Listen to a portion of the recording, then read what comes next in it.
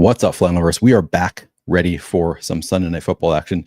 Kind of a fun day today. I am not making money on the main slate, but not losing that much, winning the cage match. I think I'm going to advance potentially my eliminator team. So feeling pretty good about the way the day is going so far, but a lot of day left.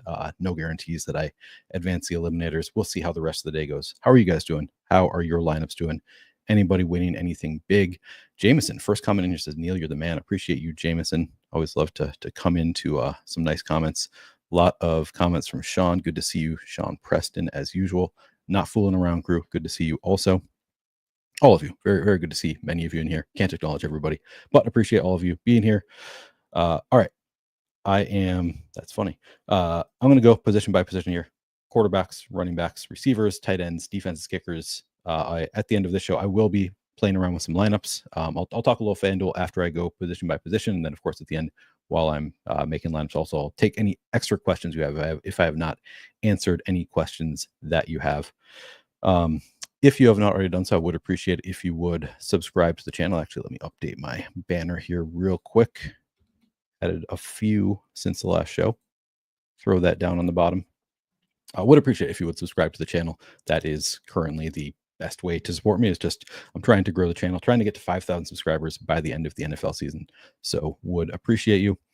Let me know how if DK Metcalf does anything. Please let me know, because I'm my friend Big Bear on Twitter had a lineup in a smaller field contest, and I gave him some advice. And one of the pivots we made was from the pivot was from Kyler and Marvin Harrison Jr. to Geno Smith and DK Metcalf. And so far, not really getting there, but he's like 9 points out. So kind of hoping that DK and Geno do something here at the end. All right. Going to start with quarterbacks here. Kind of a fun one. We've got Matthew Stafford and Jalen Hurts. And I'll start with taking a look at the ownership. Captain ownership, Jalen Hurts coming in at, I guess we can just start with Jalen Hurts first. Jalen Hurts, 18% about projected captain ownership. In the flex, Jalen Hurts projected for 47.5% ownership. So getting a lot of ownership, and he should, he's great. Can't really argue with that for Jalen Hurts. I'm going to be playing probably about the same amount that the field's getting to there, maybe even more. My guess is that I actually end up with 20% Hurts. I think that's where I'm going to set my limit there. And I think that I'll probably get there with Hurts. I think he's a really strong captain play, despite the ownership. He's averaging 23.1 fantasy points per game this season. That's the second best of all quarterbacks. The Rams defense has allowed the 13th most schedule adjusted fantasy points per game to quarterbacks. One thing that I will note about the Rams defense is they have allowed a lot of those points through the air. As you see here, they are the 7th best matchup for quarterbacks through the air, but they're actually a negative matchup for rushing quarterbacks, 3rd worst. I'm not making too much of that. To be clear, I think those are, those numbers are not big enough that I want to read too much into that. I also think Jalen Hurts is just kind of his own type of running quarterback. He's not Lamar Jackson. He's not the classic rushing quarterback. He just can bully everybody. He's so strong. He gets his points at the end zone, at the goal line. He just bullies people into the end zone. So I don't know that it really matters to him that they have been tougher on quarterbacks via the run, but worth noting, Hurts you can play anywhere in your lineup with or without any pass catchers. So you don't need to stack him, even if he's in the captain spot. I don't think you need to stack Jalen Hurts more often. I haven't set the rule yet. I might set the rule to require one. Usually I wouldn't, and I would just set boost for Jalen Hurts in the captain spot. I might set it today. I don't know, but you can certainly play him without any pass catchers in the captain spot, even in large GPPs. With that said, I think one of my favorite ways to play this slate is actually going the opposite direction and playing Jalen Hurts in the captain spot with several pass catchers. Throw in AJ Brown as a no-brainer, but maybe throw in Dallas Goedert, or you can even play Dallas Goedert and Grant Calcaterra, or if you want to go someone weak like Jahan Dotson in play. So I think that is a unique way to play this. I think a lot of people, because you can play Jalen Hurts without any pass catchers, and he does so much on the ground. I would love to hear that. Metcalf, long reception. You can play Jalen Hurts, and I think a lot of people will then gravitate toward that of okay, if I'm playing Hurts at captain, it's because I want him to score 2 rushing touchdowns. I think that's the way to do it. So people will play, I think, a lot more naked Hurts in the captain spot and or just like solo stack him. I think that it'll be a unique way to play Jalen Hurts, playing him in the captain spot with 2 or 3 pass catchers from the Eagles. And I think that's like, and there's still obviously like you get the same correlation there as any other quarterback. Like, yes, he scores a lot of his points on the ground, but he can do it through the air too. So I like the idea of just playing a lot of like Hurts and captain spot with 2, 3, I don't know if I'll do 4, but like multiple pass catchers from the Eagles. I think is a unique way to build it in one way that I'm going to try to force in. So just wanted to note that you can play him naked anywhere, but I might try going the opposite direction in some. Also, on the other side, we have Matthew Stafford, and it is, as you can see here, not a great matchup for Matthew Stafford. Second worst matchup for quarterbacks in terms of schedule adjusted fantasy points allowed, and it's especially bad through the air. Might be, let's see, is it the worst through the air? It is the worst matchup for quarterbacks through the air, and Matthew Stafford doesn't really run much. So tough matchup here for Matthew Stafford, projecting for 5% captain ownership. That seems totally fine, maybe even light. Like even with the tough matchup, I think I might try to get overweight there.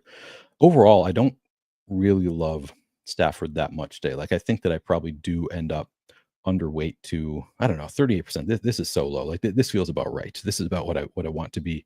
39.5% for Stafford feels about right for Stafford. He's 9,000. He just so often gets outscored by his pass catchers. Like they're just PPR like magnets. They score so many points through the air. Is anybody else having issues? Jose saying that I'm having issues. Brandon says that the stream's perfect. Anybody else? Okay. I think it is on your end, Jose. Sorry. So maybe try refreshing, see if it's your internet. I don't know. Okay. Other people confirming no real issues there. Yeah. So Matthew Stafford is fine. Obviously, you can always quarterback on a 1-game slate, always going to look pretty good. I think 39.5%. Like I'm probably not going to be fully fading that, or like fading that by much. I might be even with the field there. But he is often outscored by his pass catchers.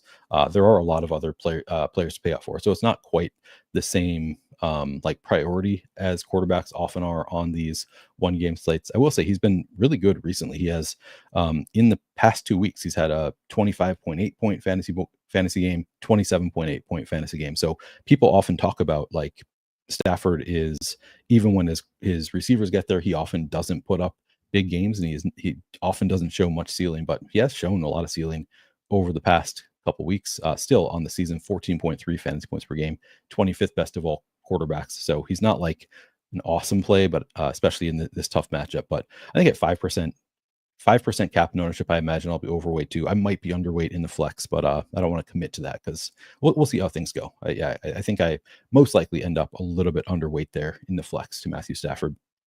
And Stafford doesn't run, like I said, so I always want to stack him. If I have him in the captain spot, I would prefer to have multiple pass catchers in the flex. And again, that's because of the scoring dynamics on DraftKings are such that the pass catcher outscores the pass thrower on every single passing play. They get a point per reception, they score more points per yard, per touchdown, et cetera, et cetera.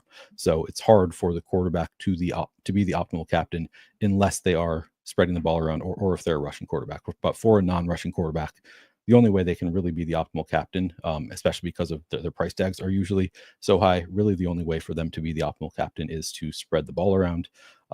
In which case he's probably going to bring multiple pass catchers along if he is the optimal captain. So when I have Stafford a captain, I want to have multiple pass catchers from the Rams. If I have him in the flex, I want to have at least one pass catcher from the Rams.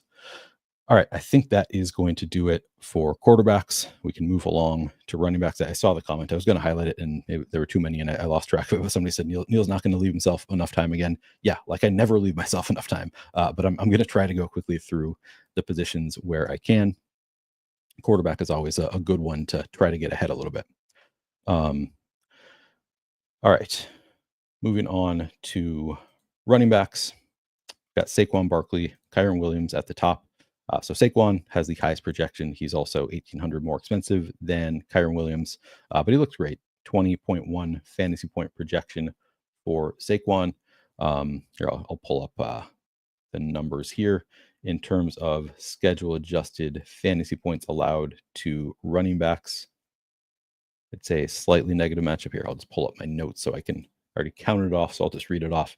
For Saquon, the Rams have allowed the 9th fewest schedule adjusted fantasy points per game to running backs. However, Saquon in 10 games, 197 carries. So this is easy math here. 19.7 carries per game, 26 targets. That's 2.6 targets per game on 52% route participation.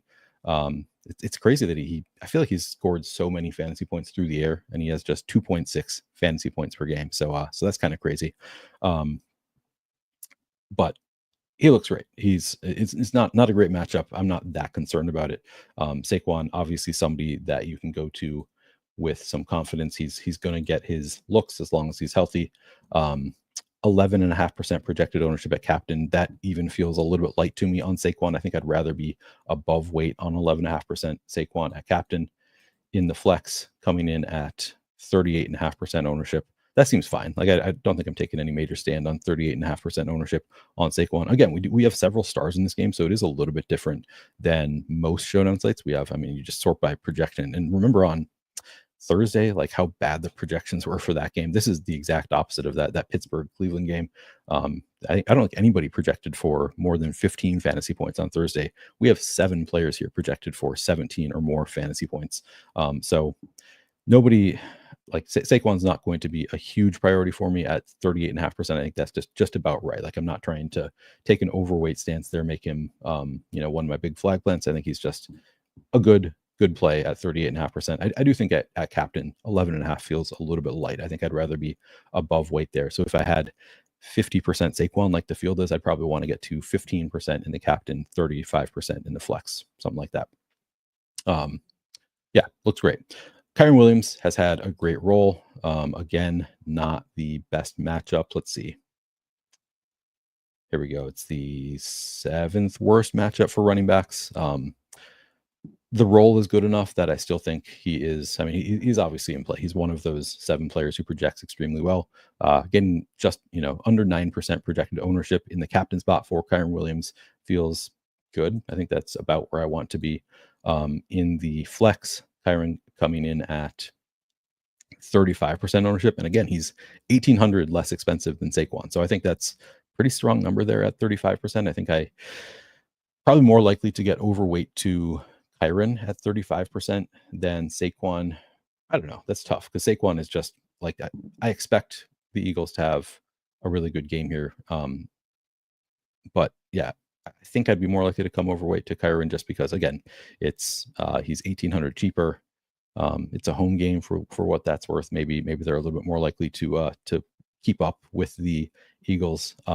Yeah, I think Kyren looks good. No real issue with the 35% ownership. More likely to come overweight to Kyren. I think maybe in both spots. I think he looks like a pretty strong play. Not like I have other bigger priorities in the. I guess I just go over that right now. Like if we look at those 7 who are the highest projected, I think my favorites are probably Puka at 9,200, Jalen Hurts, Saquon to some extent, and then AJ Brown. So I think like I might come in a little bit underweight on Stafford and Kyren and Kupp because I think I prefer the other 4. So I think I end up going overweight there. Anyway, we'll continue with the position by position. So yeah, Saquon looks strong. Kyren obviously strong. I do have some interest in the backup running backs also. Kenneth Gainwell, as you can see here, 3,000. I think he looks like a pretty strong contrarian play in the flex, coming in at 13.5%. I guess he's not as contrarian as I really want him to be. I think that's probably fine. Not like a priority for me. Not a number that I plan to come significantly overweight on or anything. Probably 13.5% is right around where I want to be. He has over the past 4 games, 21 carries and 4 targets on 19.5% route participation. So a little over 5 carries per game over the past 4 weeks, 1 target per game. And then also just so some standalone value there. And then obviously just awesome contingent value. If anything were to happen to Saquon, suddenly he would look amazing. Will Shipley there also. So again, I think 13.5% is about right. Like I think it kind of accounts for that contingent value being really strong. I think it's a totally fine number, not a number I really want to get too far overweight on there, but I think I do want to have like about that much.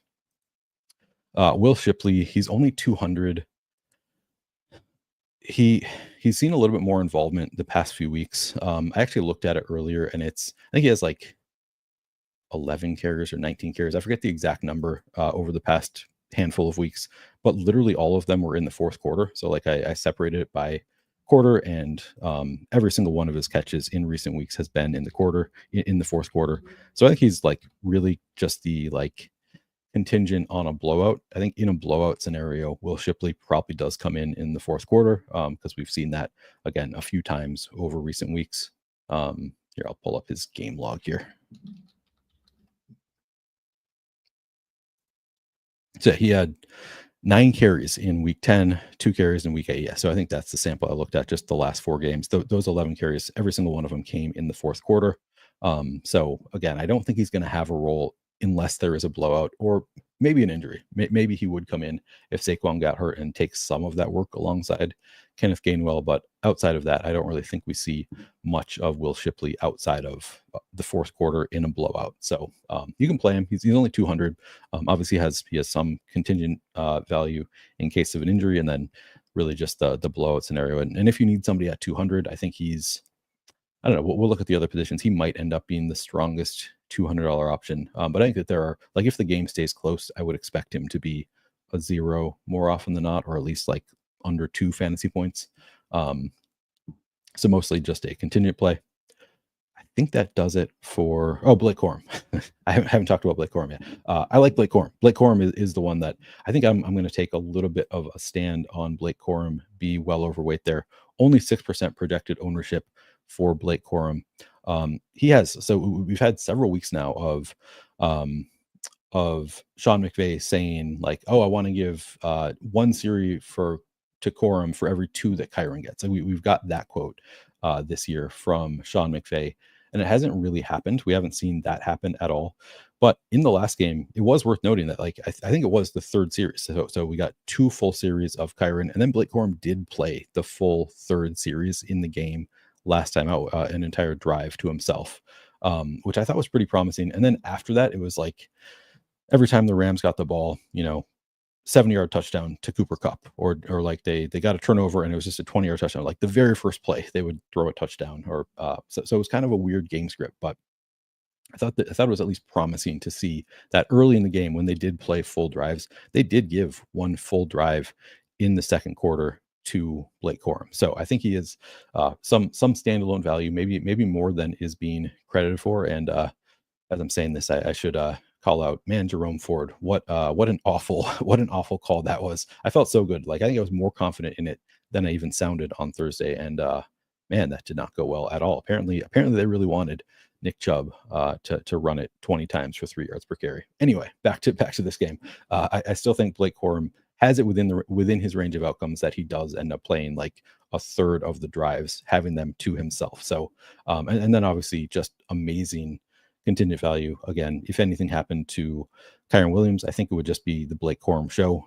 So at 2,400, 7% projected ownership, Corum is kind of he's a priority for me. And again, he in most scenarios, he is not going to be. I don't know if that's going to work. I wanted to zoom in here so you can see it a little bit better, but then I don't know, it doesn't really work with the resolution for me, so we're gonna have to keep it small. But yeah, Corum to me is going to be one of the players that I'm like I think I'm going to force my way to like 20% Corum. I just think maybe more standalone value than we are expecting, and then awesome contingent value. And again, this is a time to remind you all that I'm playing large field GPPs. Everything I play is a large field GPP. So when I say I'm really into Corum, I mean for large field GPPs. He's not like somebody I'm saying I would start in season long, or that I want to play in a cash game setting or in a really small GPP. But in a large field GPP, I think he makes sense as somebody to prioritize. Yes, Sean, I think you can play Kyren Williams with Blake Corum. Yes. Yeah, I would play some Corum in 20. I would probably have 2 Corum lineups in out of 20 if I were playing 20 lineups, I think. Again, could very well do very little. There'll be a lot of scenarios where like they clearly like Kyren Williams better. So there will be a lot of scenarios where he doesn't get a full drive to himself, but I think that it's within the range of outcomes that just in a standard game script, he ends up getting multiple drives to himself and he's cheap and not going to get much ownership. So yeah, I think that he's a pretty strong play and somebody that I'm prioritizing. All right, I think that does it for running backs. I'll check in on questions here. I think I've had some others besides the one that I just answered. So let me, and I have not looked at prize picks. I don't know what the lines are. So I saw a question about it, but sorry, I really can't because I don't know what the lines are on prize picks. I don't think I did any pick six either. I'm trying to think if there are any like obvious ones that I'd want the over, and I don't think that there are without knowing the lines. All right. Devin says his day sucked, played all the Chiefs, just hoping they didn't get benched. Yeah, I mean, all you really needed was Noah Gray and Mahomes. Like DeAndre Hopkins was fine. I talked about Gainwell now. Let's see, what else am I missing? Andre said something about Calda Austin last week's slate. Yeah, he was worked out really well. Yeah, he was a very strong play on that slate. People want to talk about some of the pass catchers without Devonta Smith. Yeah, we can take a look at that in a minute. Yeah, people talking about the tight ends. We'll get there. All right. Let me just see if I have any other questions I need to get to. Scrolling way up. Gerald wants to know, taking a stand and fading Hurts in captain spot, stupid or no? I wouldn't call that stupid. Like I like Hurts in the captain spot, but also there are tons of great players that you can play in the captain spot today. Disbanded Brotherhood. If Neil told everyone he won a Millie Maker, he would have 5,000 plus subscribers already. Yeah, that was brought up on my show that I did on Friday, that I don't really advertise my past successes that much. But yeah, I have won a Millie Maker. That was on main slate. I really think that Showdown is kind of my preferred format and the one that I like talking about more. But yeah, I have had some success there and probably could do better with getting subscribers by talking about some of it. All right. Yeah, please do like and subscribe, all that stuff. All right, I'm scrolling down now. Decent day, won money. That's about it. I mean, we'll take any day you win money. Let's win some more. All right. Scrolling. Now all right, I'm kind of out of stuff. Okay, let's see. Let's go. Continuing on to receivers. I got to move the sidebar. Oh, I moved it down already. All right, forgot that I did that. Okay, on to receivers. And we have, again, I've already kind of talked about them.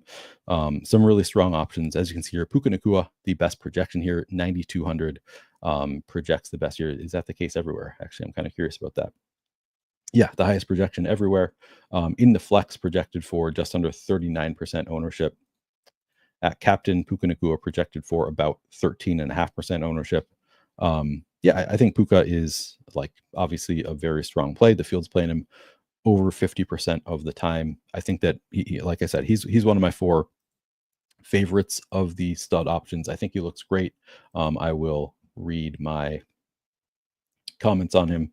So he really only has 2 full weeks, which are the past 2 weeks. Prior to that, he's been limited in like every game he's played, or he was ejected one game, he got hurt early one game, and then there was the one game where he like ran 62% of the routes as he was working his way back. So I think the past 2 weeks are the best kind of indication of Puka's usage. And in those 2 weeks, 23 targets on 83.1% route participation. So really strong role for Puka, obviously a priority for the Rams. However, the Eagles defense has allowed the fewest schedule adjusted fantasy points per game to wide receivers. Scrolling down here, you can see it's bad. It's bad for receivers against the Eagles. They have been crushing, even more so in recent weeks. So not the best matchup. But I think he's an obviously strong play. I'm going to have a good amount of Puka Nacua. He's only 9,200. Yeah, I think Puka looks great.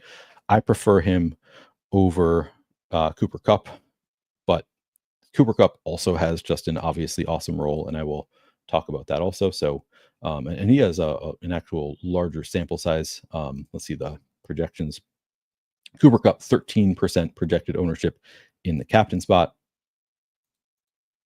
In the flex, Cooper Kupp, 43% projected ownership. So a lot of ownership going to Cooper Kupp. He's also more expensive than Puka. So overall, because Cooper Kupp is more expensive, and I think Puka's probably just better at this point. And he's coming in lower owned, and he's less expensive.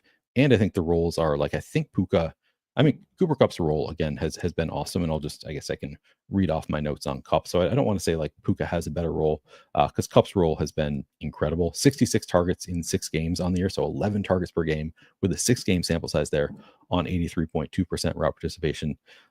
Yeah, Cooper Kupp looks great also, but because he's more expensive and getting more ownership, my preference there would be Puka Nacua. It's not a super strong preference. I think they both obviously can get there, or like either one of them could go completely off. All right, let's see. Yes, Tom, I did enter 150 lineups when I won the Millie Maker. That's a few years old at this point too. It's a different game now than it was a few years ago. I mean, it was pretty obviously. It's always been tough to win a contest with 220,000 people in it or whatever, but just really it takes a lot of luck, which is part of the reason I don't talk about it often. Is I just think people who are not great at DFS win the Millie Maker all the time. So that's not really. I don't think that it's the best indication of my play necessarily. Okay. Getting some bots in here. Let's get rid of those. All right. So we talked about the studs on the Rams outside of Puka Nacua and Cooper Kupp. Demarcus Robinson has had a pretty strong role, and let's take a look at the ownership, and I'll read off my notes on Demarcus Robinson because he's done really well even with Puka Nacua and Cooper Kupp. Robinson coming in at 19% ownership in the flex. Captain coming in at 1.5% ownership. Yeah, I think Demarcus Robinson looks fine. He's honestly not a huge priority for me. But I think that like 20% total ownership on Demarcus Robinson is good. Like I think that's a good number. I think the field is playing it right with Demarcus Robinson over the past 4 weeks. So this is the note I took is because we have 4 weeks now with Cooper Kupp and Puka Nacua back. Now obviously there was the game that Puka Nacua got ejected. Maybe they haven't been entirely full time, but it's kind of the best sample we have, I think, of Demarcus Robinson over the past 4 weeks. 75.5% route participation, 19 targets. So he's targeted just under 5 times per game. With Cooper Kupp and Puka Nacua. He also has 5 end zone targets over that span, tying Kupp for the team lead. So I thought that was kind of notable with Demarcus Robinson. Like they've targeted more in the end zone than Puka Nacua. He also has he has far fewer first read targets than Cooper Kupp or Puka Nacua, but also let's see. He does have several first read targets over that span. Also, I'll scroll over here.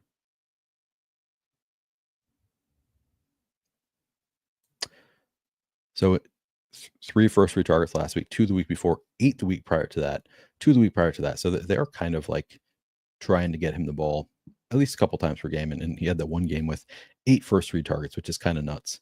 And then the 5 end zone targets. So even though he's clearly not nearly as involved as Cooper Kupp or Puka Nacua, they clearly like him as their third receiver.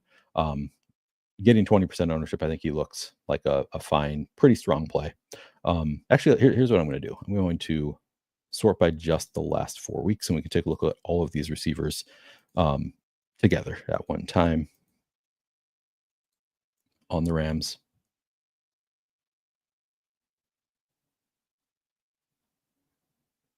And by the way, this is the Fantasy Points data suite. If you want to check out what I'm looking at right now, you can get 50% off using promo code Flannelverse. Highly recommend it at fantasypoints.com. This is the data suite again. All right, so over the past 4 weeks with Cooper Kupp and Puka Nacua there, 39 targets for Cooper Kupp, 36 for Puka Nacua. Again, that includes the game he got ejected.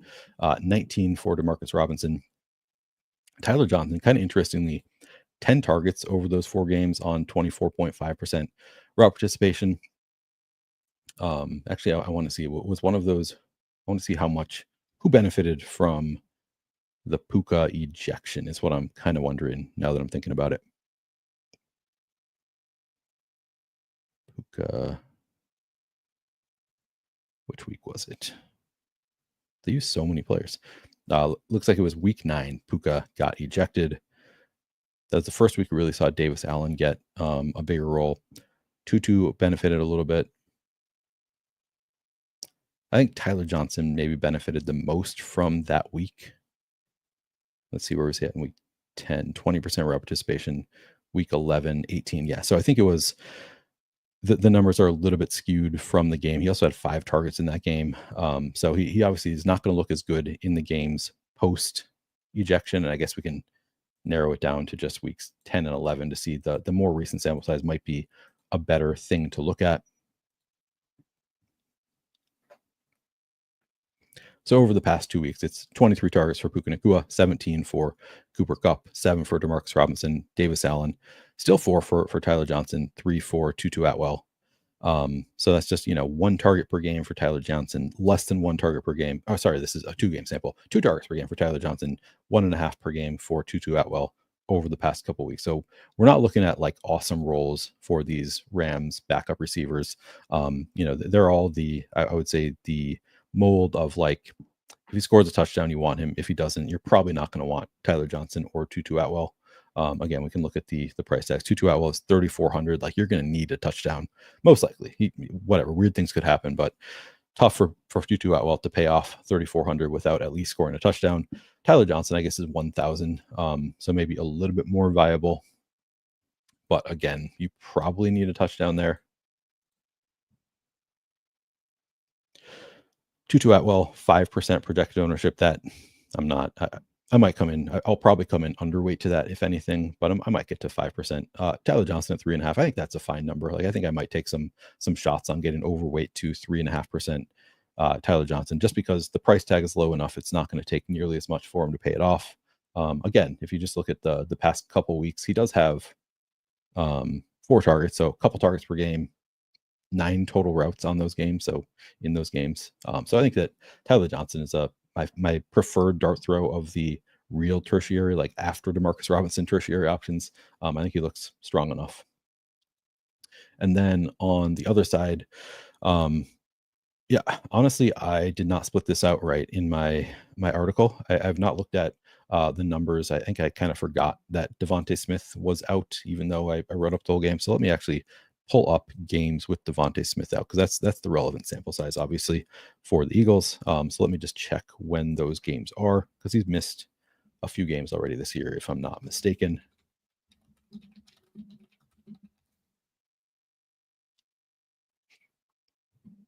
All right, so we want to take out. Oh, maybe not. Has he not missed any time?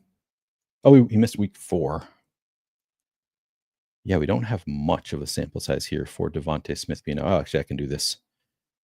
The easier way would be, hang on one second. Devonta Smith. No, that's not what I want. Here we go.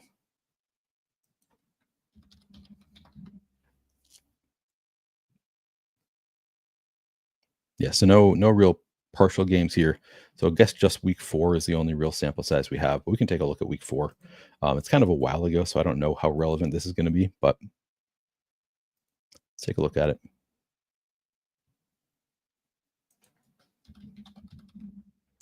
Oh, and they also had AJ Brown out. Yeah, that's what this was. This is the week that I was going to lose. I was going to lose a bet if Jahan Dotson scored at least 10 fantasy points, because I had made a bet against him doing it while in my friend's fantasy lineup. And then he had Jahan Dotson in his fantasy lineup, and he still did not score 10 fantasy points with both AJ Brown and Devonta Smith out. So we really don't have a relevant sample size this year of AJ Brown in and Devonta Smith out. So that's kind of a little bit tough. I think it's better to just look at what are the projections, what can we really expect recent weeks, like who are they prioritizing? Because I think, at that time we also like Johnny Wilson and Aeneas Smith, both rookies. Like, neither of them really had much of a role. So we might be able to expect better things. Obviously we have AJ Brown in now too. But let's take a look at it. So we have I guess we can start at the top. The obvious one, AJ Brown looks awesome. AJ Brown is, of the studs, probably the one that I am the most likely to take a really overweight stance on. 41% projected ownership in the flex for AJ Brown, that seems fine. But in the captain spot, 11% captain projected ownership, I think I'm going to be well above that. Like, I think I'm going to force my way to maybe close to 20% AJ Brown overall. I think that he could just go off in this matchup with no Devonta Smith. Like, he's just such a good receiver. It's a pretty good matchup for him. All of that, like everything points to me to playing a lot of AJ Brown. And again, the matchup is, let's see, Rams defense has allowed the 8th most schedule adjusted fantasy points per game to receivers. AJ Brown, 48 targets in 7 games, 85.4% route participation. He's 9,800, so he's a little bit more expensive than Cooper Kupp and Puka Nacua, but I think that just brings the price down. I think to me, he's a pretty big priority. So I'm going to play a ton of AJ Brown in the captain spot, a good amount in the flex also.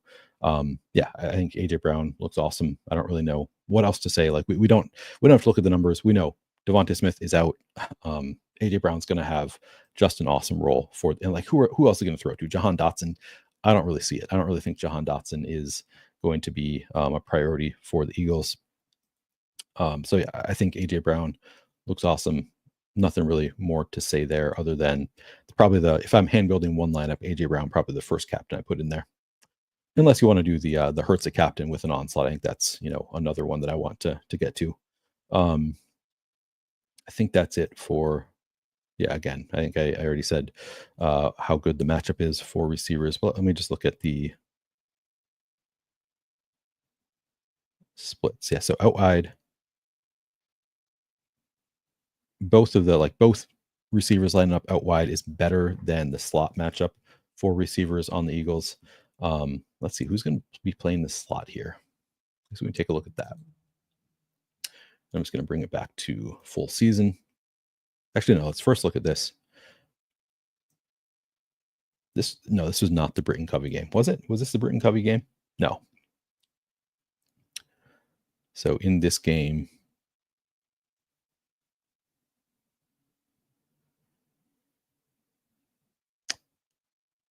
what am I missing here? Oh, here we go. Dallas Goedert in the slot, Grant Calcaterra. No real. Oh, I guess Paris Campbell was the slot receiver in that game in week 4. But let's take a look at all weeks. Take a sip of my beer.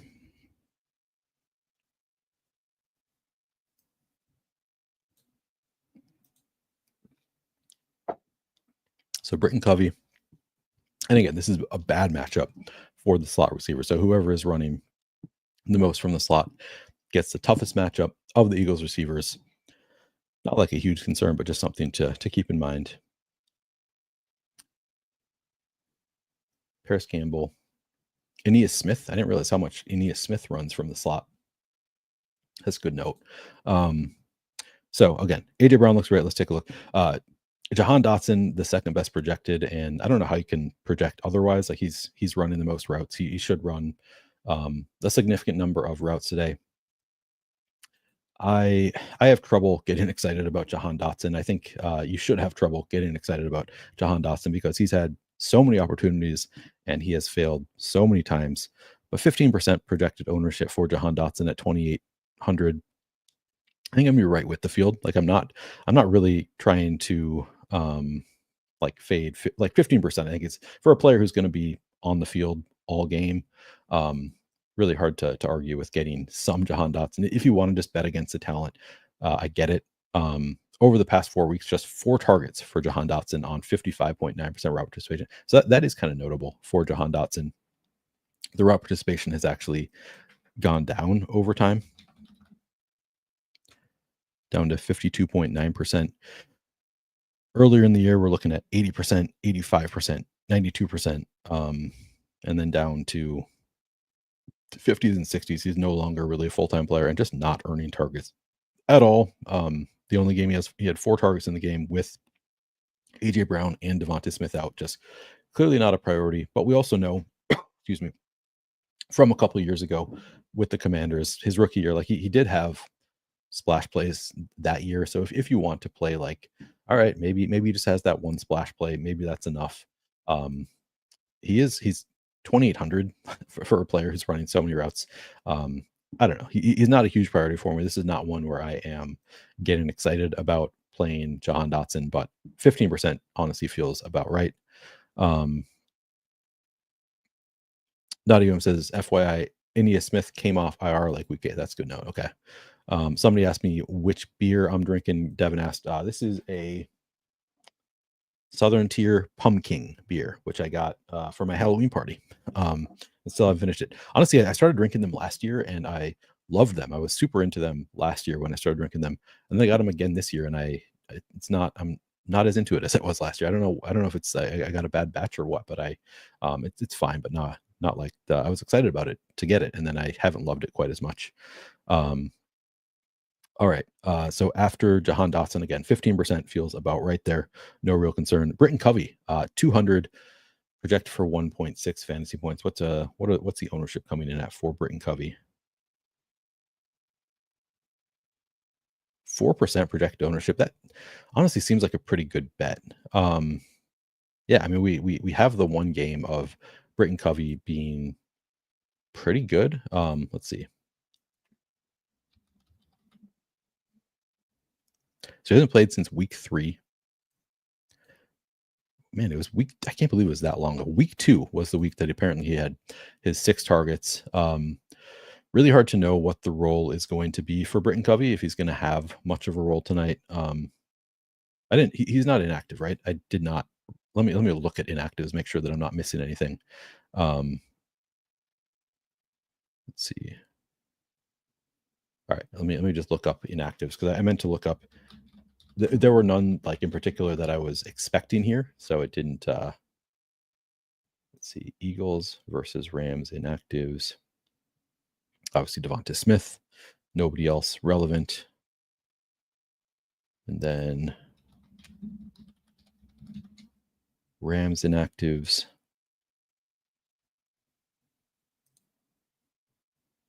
Let's see. We have a list here. Rams inactives. Cody Schrader. Nobody that I was planning on playing. Okay, good. So we don't have to worry about it. So it sounds like Britton Covey is in. He's projected. I think he's a fine play at 200.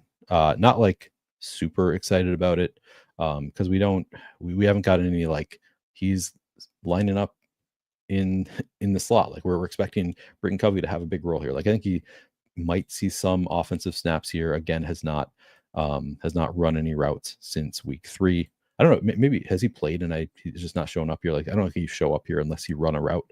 But I'm not expecting much from Britton Covey. But you can consider throwing him in there as a like punt returner, or like maybe even pair him up with the defense, could score fantasy points that way, or maybe he does get a little bit of run with Devonta Smith out. So yeah, I think that he's in play at like sub 4% ownership. I think that's a good enough number that I will force in a little bit of Britton Covey, even though he projects for like nothing.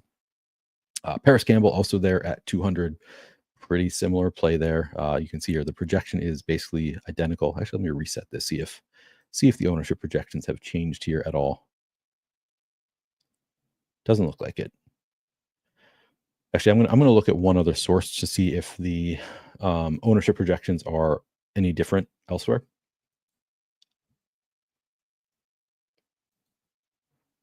Just always good to get a second opinion with the guys who are going super low owned. Okay, so my second source, okay, interesting. Has Britton Covey projected much better, but also getting higher ownership, like over 10% ownership. Interesting. So they are anticipating that Britton Covey will have a real role here, which seems plausible to me. Like he was really good in week 3. Yeah, I think Britton Covey, or week 2, I guess. I think Britton Covey looks pretty good at 200. I do have some interest there. I don't know that I want to get up to double digit ownership, but he's 200. You can consider it. Where's Paris Campbell here? Is Paris Campbell out? They don't have a projection on Paris Campbell. You can tell that these are not the guys that I've given a lot of thought to. They're not the ones that Paris is on the practice squad. Okay, that would make sense then. Yeah. So yeah, Covey's been hurt. He's just returning. Paris on. Okay, thanks. that's part of it. Man, I did not give a ton of thought to these more tertiary options, and clearly should have given more thought to Britton Covey, because other places have him actually projected for like 3-4 fantasy points, which It's intriguing that it goes to show that he is probably expected to be on the field at least some and getting low ownership. So I think he's probably a better $200 option than I forget who we were talking about before. But yeah, I think Britton Covey looks pretty good here. Yeah, because he decent projection here. So yeah, Britton Covey. My guess is that this ownership number is a little bit low. So yeah, good, but not as contrarian as this would suggest, I'd say. Outside of that, Johnny Wilson, he's 800. Again, just always should be a like end zone threat. He's a rookie, so you kind of expect him to get a bigger role if he's doing well enough. Like often rookies will earn bigger roles later in the year. Last week, just 2 routes. That was with Devonta Smith in.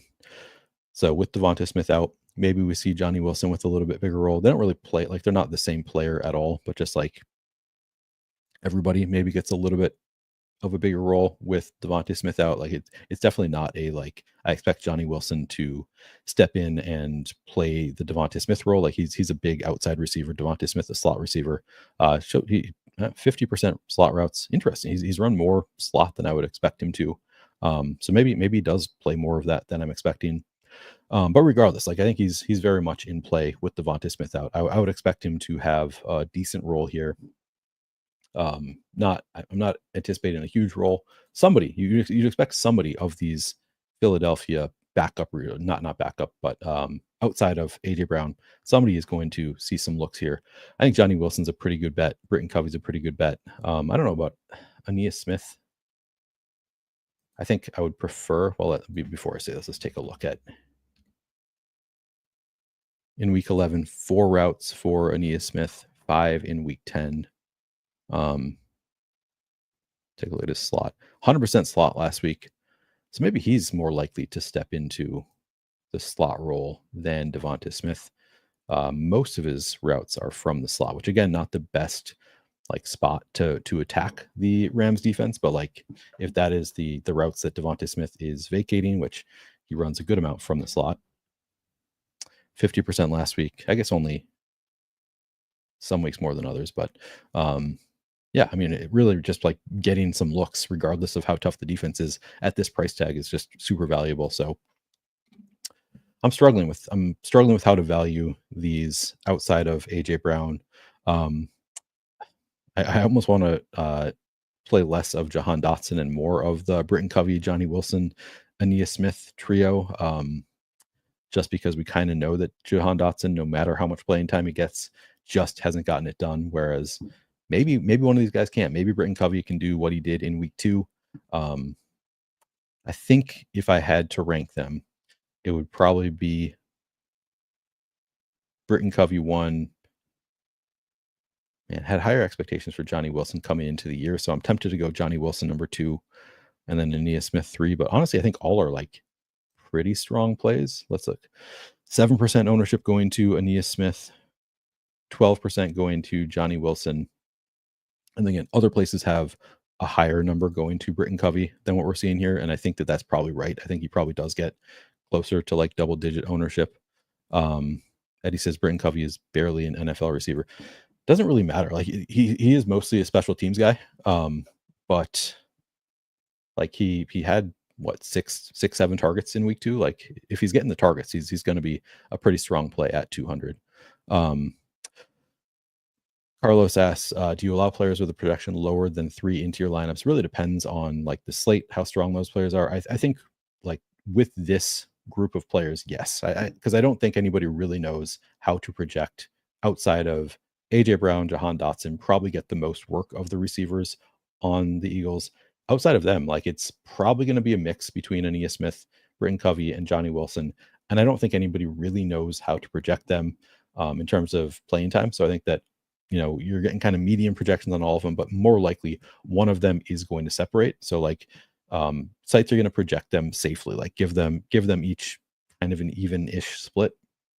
But really one of them is more likely to separate in terms of their usage here. And they're all just going a little bit under, or they're all being projected at their median. and one of them is going to separate. So I think that they're all pretty strong. Like it's hard to say which one of them, but I think that they're all probably going a little bit lighter owned than they should in a large field GPP.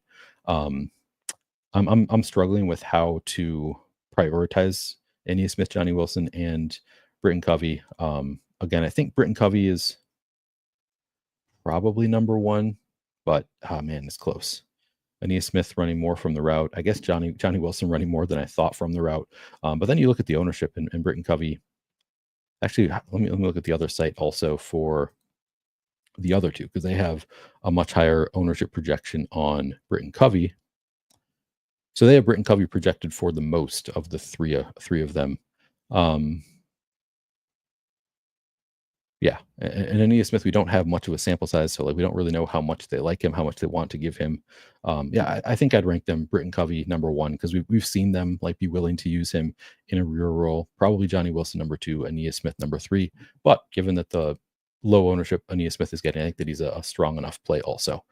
All right, let's see. I'm going to move on, because I don't think that I'm going to be able to crack this code of the Eagles receivers. I think that they're all just kind of like, one of them's probably going to be a play that you want to have like by halftime. We'll probably know by halftime which one of them was the right call, but I don't think that, like looking at projections around the industry, I don't think anybody really knows, and I don't think that I have any better read on it than anybody else. Yeah, I think we're done with receivers. I kind of went over all of the Rams receivers already. Love Puka, Cooper Kupp to a lesser extent, obviously. Demarcus Robinson, totally fine at about 20% ownership. That's about right, I think. And then I prefer Tyler Johnson over Tutu Atwell if you're playing one of the really tertiary receivers. I don't think I'm going to any Xavier Smith. All right, let's move on to tight ends.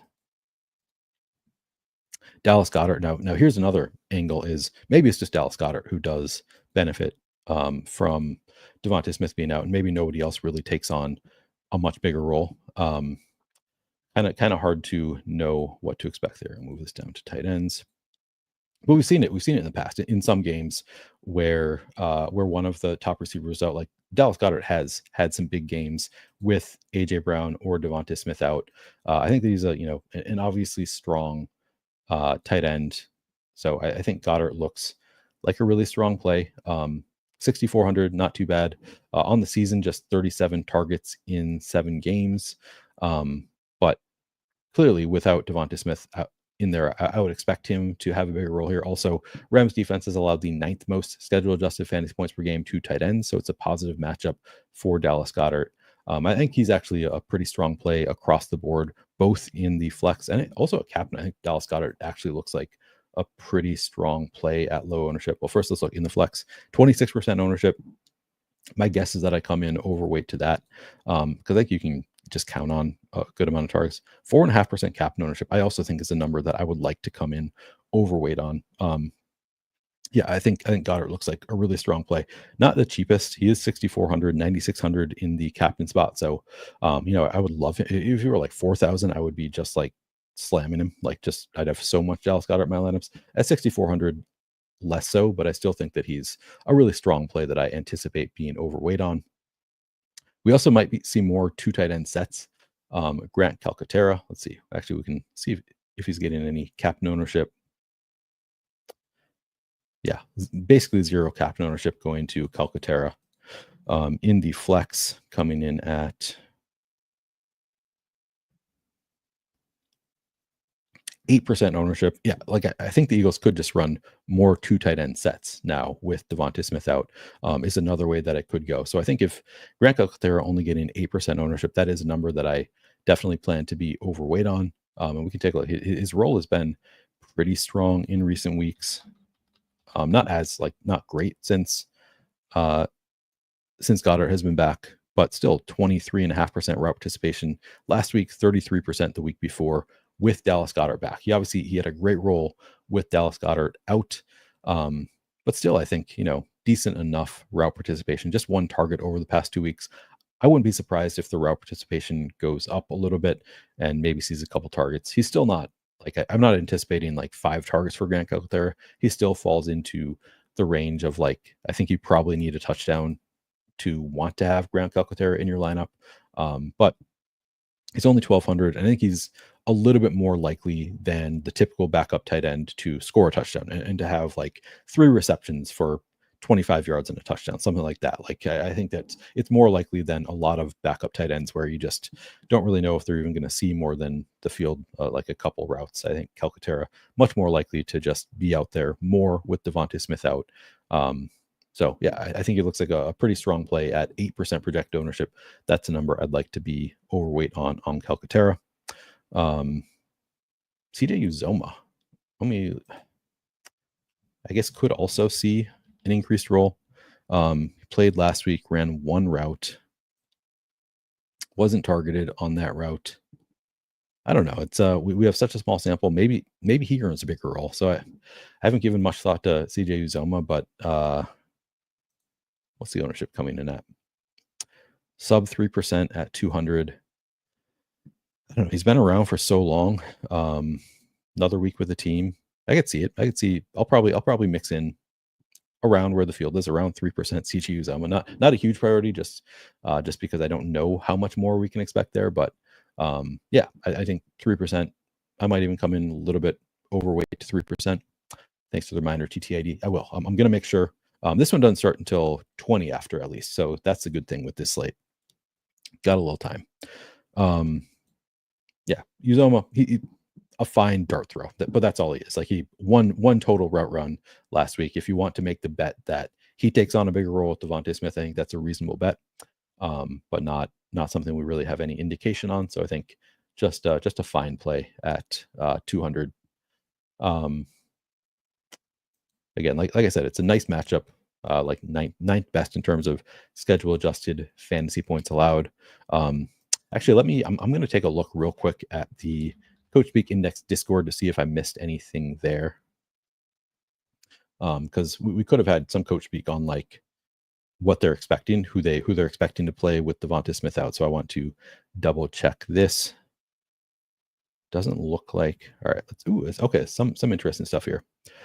Okay. I'll start with. We don't need to go back to the 11. I'll start with the quotes on the 18th. Head coach Nick Sirianni said, Kenneth Gainwell has always taken advantage of his opportunities. We've had faith in him because of the way he's produced here since very early on, and he continues to be that guy. On whether they've thought about giving Saquon Barkley or running back carries when they get down to the 2 and 1 yard line, he said, the worst thing you can do when you get down there is go backwards. It's tough to lose yardage on a quarterback sneak. So they're not really thinking about going to Saquon at the 1 yard line, apparently. But here's the interesting one. On the 19th, offensive coordinator Kellen Moore said, Aeneas Smith does a really nice job in the space game. We've put him in that type of role the last couple of weeks. He's done a nice job in those packages. We'll let those roles always adjust and evolve as the season goes on. So that's kind of promising. Like they've had a specific role for him, but kind of opening the door for maybe a little bit of evolution here. Maybe the role grows. So maybe some bullishness there for Aeneas Smith based on that quote. And then, yeah, the final quote is just on Devonta Smith's hamstring. Said, we'll see how he's feeling. Jalen Hurts good to go. Everyone's in maintenance right now. Yeah, no real indication here of roles like who they'd like to use more this week. But Devin says Coach Speak is just Coach Speak. I mean, yeah, take it for what it is. He didn't say like, yeah, Aeneas Smith, it's time to step up and take the Devonta Smith role. But I think that's more positive than not. So I'd say kind of bullish Coach Speak on Aeneas Smith. Any other? Oh, I got to talk about the Rams tight ends. Thank you for the reminder, Dan. 20 minutes to make line. I'm sorry, I'll get out of here in the next 8 minutes. That's my goal. I'm going to be done in 8 minutes. Okay. The Rams. I'll go here. Davis Allen projects the best. He is 1,600. Really interesting to see his role kind of decrease last week. You can see that he went from, first of all, it was kind of an outlier. So we went from in week 9, 48% route participation, then up to 84% and 6 targets in week 10. I played a lot of him on the main slate last week, and he had nothing, 0 targets last week on 55.6% route participation. The role really came back down to earth.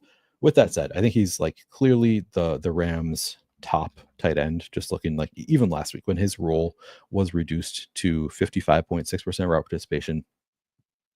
Colby Parkinson just ran 22.2% route participation. So still Davis Allen playing ahead of Colby Parkinson, Hunter Long, 14.8% route participation. So neither of the other tight ends, they have a rotation at tight end. He still seems to be leading it. That's 3 weeks in a row where he is the leader of that rotation. It's possible, like, and obviously not a good sign that he is moving backward in terms of route participation, but it's not something that is a straight line always. Like that could have just been kind of an outlier. So I'm not extremely concerned about it. I think he looks good. He's not super expensive. Um, what's the ownership coming in at for Davis Allen?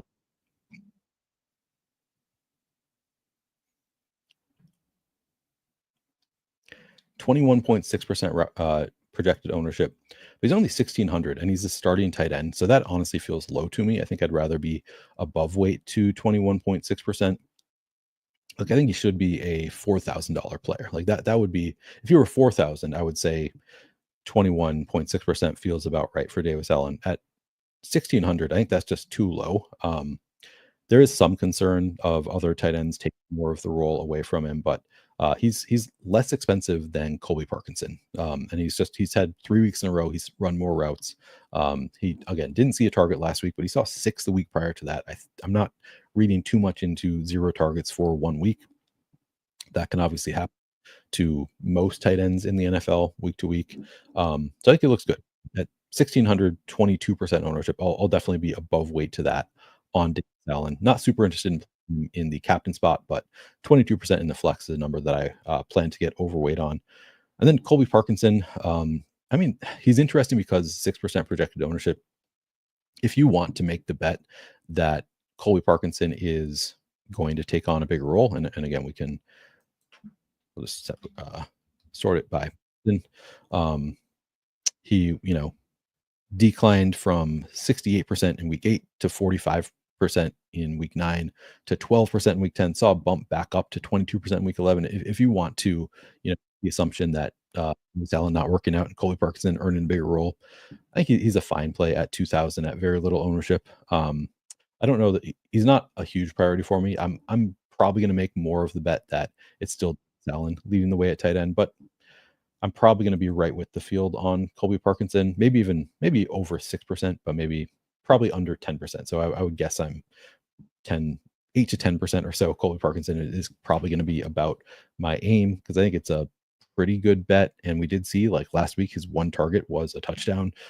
Clearly, I think he's a backup tight end with more volatility in his role, like volatility to the upside. I think it's more likely that he takes on more of a role than like is a complete zero here. So I think he's a pretty good bet at 2,000, 6% ownership. But I'm going to be taking the bigger bet for me is going to be on Davis Allen. I think Colby Parkinson, I probably come in overweight to 6%, but not by any huge margin. And then Hunter Long, I guess, he's only 600, so he's in play as a fine backup tight end option. Again, just looking at last week or like recent weeks for Hunter Long, 4 routes last week, 7 routes the week before. So he's running 15% route participation over the weeks. He does have a target. His highest gain was 2 targets on the season. You really are probably going to need a touchdown there for Hunter Long. So I think he's a fine bet at 0 ownership, but not somebody we have any reason to believe is going to suddenly run 50% of the routes. Although we saw it with Davis Allen, maybe they're like, all right, we've tried these other 2 and they're not working out. Let's give Hunter Long a shot. I guess that's possible, but haven't heard any reason to believe that. So I think he's just I'll probably have more than I guess 1% projected ownership. I'll probably try to get to 2% on Hunter Long, not take a huge bet there in a 150 set, but not a huge priority. All right. Moving on to defenses kickers.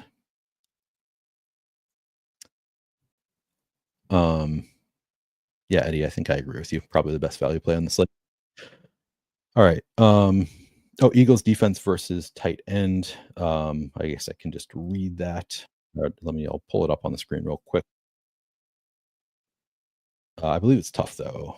Yeah, second worst possible matchup for tight end. So that is a good note. Like, tough match for the Rams in general, like across the board. Just look at all the red here across the board. Got a couple like it's medium, but like it's just across the board tough spot against the Eagles defense. So and you got to play somebody. So I still think even though it is second worst, I'm going to play a good amount of Davis Allen, but yeah, not for any matchup reason. Defenses, kickers in the flex. I don't think people are going to get to a ton in captain spot, but 17% defense in the flex. I like that number. I probably come in weight to 17%. Again, really strong defense. Rams probably going to have to throw it to try to keep up. Stafford, not somebody who's super turnover prone. But again, 17% is just low for a really good defense. And they're only 4,000 for, so a lot of room to like it. Yeah, I'll try to get over 17% on the Eagles defense. Rams defense, 3,800, 13%. It's a home game for the Rams. I also will probably try to get overweight on that number. I think both of those look really good. The kickers, Josh Carty, 17% projected ownership. Jake Elliott, 16% projected ownership. They're both more expensive than the defenses. I probably try to match the field on the kickers. Don't see any real reason to get too different from what the field is doing there. All right, I'm going to take a look real quickly at FanDuel. Going to take any other questions you have, and I'm going to go and build my lineups. Or I'll build some lineups here first. On FanDuel, am I on the right? No, I'm not on the right slate. Hang on.